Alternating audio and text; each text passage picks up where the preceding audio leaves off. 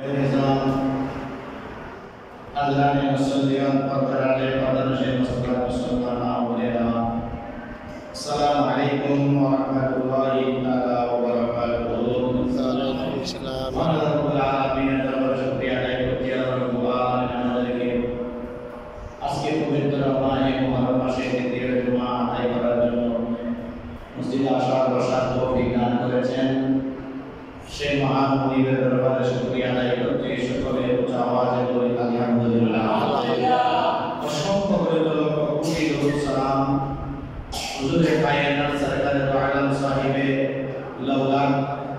Nabi Muhammad Rasulullah SAW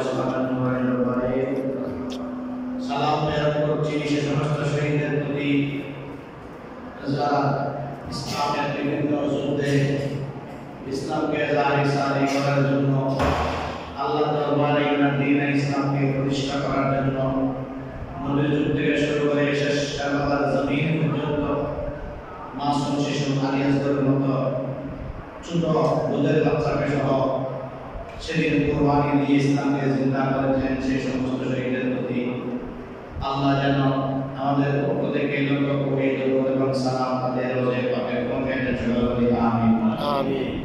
প্যারে হাজরিন, মাহে মুহররম আজকে দ্বিতীয় জুমা হযরত ইমাম আলী মাকাম ইমাম হুসাইন রাদিয়াল্লাহু তাআলা কারবালার জমিনে যেদিন কারবালার জমিনে প্রথম প্রহর হয়েছিল, ফজর হয়েছিল, হযরত সাইয়েদনা ইমাম হুসাইন রাদিয়াল্লাহু তাআলার কাছে সর্বপ্রথম যে ব্যক্তি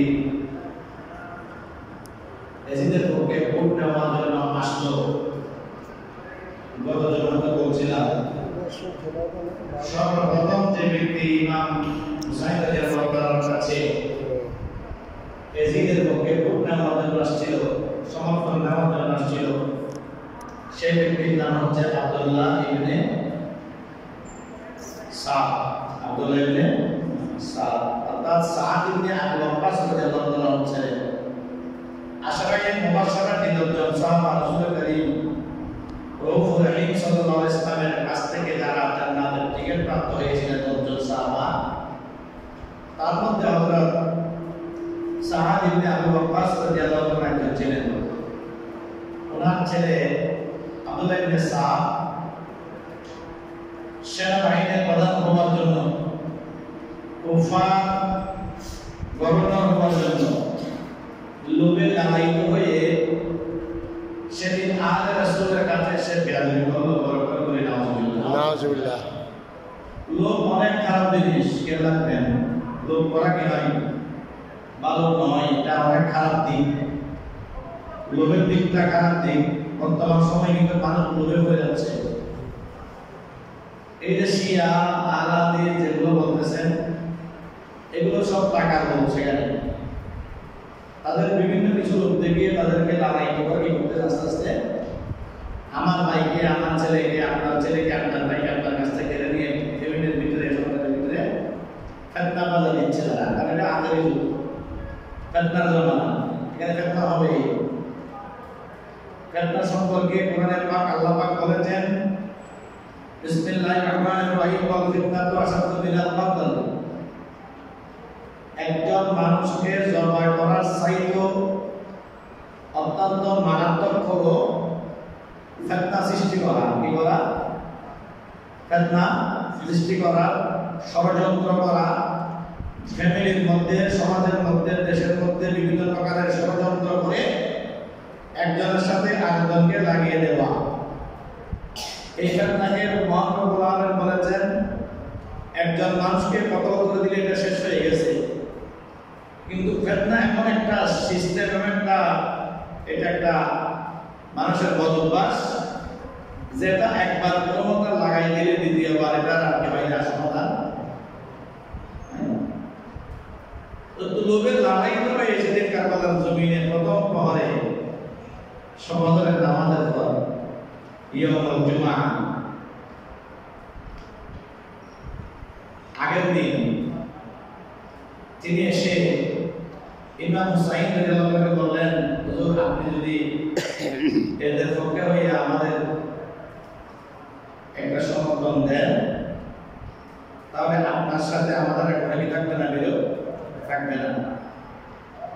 আপনার সাথে আমাদের আর কোনো যুদ্ধ বিগ্রহ থাকবে না, কোনো দ্বিতীয় কথা হবে না। তো ইমাম আলী মাকাম ইমাম হুসাইন রাদিয়াল্লাহু তাআলার কাছে যে চিঠি গিয়েছিল, সেখানে প্রস্তাবের মধ্যে ছিল, হে ইমাম, আপনাকে অবশ্যই কুফা নগরীর দামেস্কে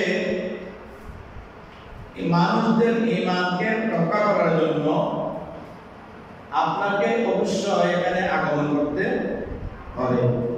তো ইমাম ধ্বংস করছে কে? ইমাম ধ্বংস করেছে ইয়াজিদ।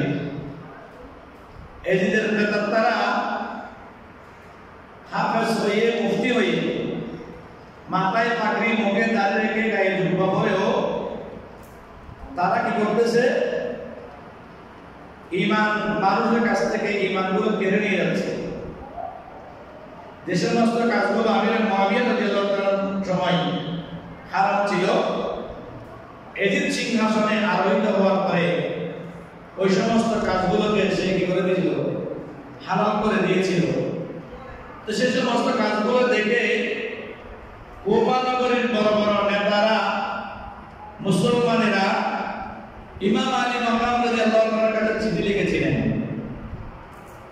তো ইমাম হোসেন বললেন, ইবনে সাদকে বললেন, ইবনে সাদ, আমি এখানে কুফা নগরীতে এসেছি যুদ্ধ করার জন্য নয়, কারোর সাথে ঝগড়া করার জন্য নয়, বরং তোমরা আমাদের কাফেলার জন্য সামনে রাস্তাটা তোমরা বন্ধ করে দিয়েছো এবং ফুরাত নদীর পানিও